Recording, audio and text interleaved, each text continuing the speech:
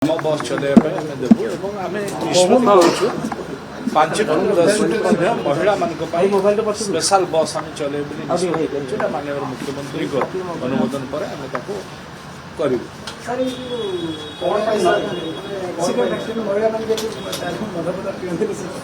ନାଇଁ ନାଇଁ ଦେଖନ୍ତୁ ମଦ ପିଇବା ଦେଖନ୍ତୁ ମହିଳା ସ୍ୱତନ୍ତ୍ର ମହିଳା ଗାଡ଼ି ଗୋଟେ ଗଲେ ସେମାନେ ନିଜକୁ ସିକ୍ୟୁର୍ଡ ଫିଲ୍ କରିବେ ଏବଂ ଖୁସିରେ ଯାଇପାରିବେ। ଯେଉଁଭଳି ଭାବରେ ଆମ ବସ୍ରେ ମଧ୍ୟ ଆଜି ଭିଡ଼ ହେଉଛି, ତେଣୁ ମହିଳାମାନେ ସୁରକ୍ଷିତ ଭାବରେ ଏବଂ ଖୁସିରେ ସେମାନେ ଗମନାଗମନ କରିପାରିବେ। ସେଥିପାଇଁ ଏ ବ୍ୟବସ୍ଥା କରିବାକୁ ଆମେ ଟ୍ରାଏଲ୍ ବେସିସ୍ରେ 5ରୁ 10ଟି ବସ୍ ଚଲାଇବା ପାଇଁ ନିଷ୍ପତ୍ତି ନେଇଛୁ।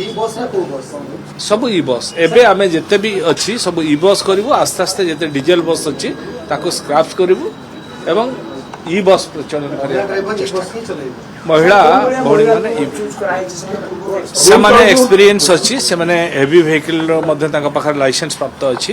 ତେଣୁ ସେମାନଙ୍କୁ ଅଧିକ ଟ୍ରେନିଂ ଦେବା ପାଇଁ ଅଧିକ ତାଲିମଭୁକ୍ତ କରିବା ପାଇଁ ଆମେ ତାଙ୍କୁ ପୁନେ ପଠାଉଛୁ।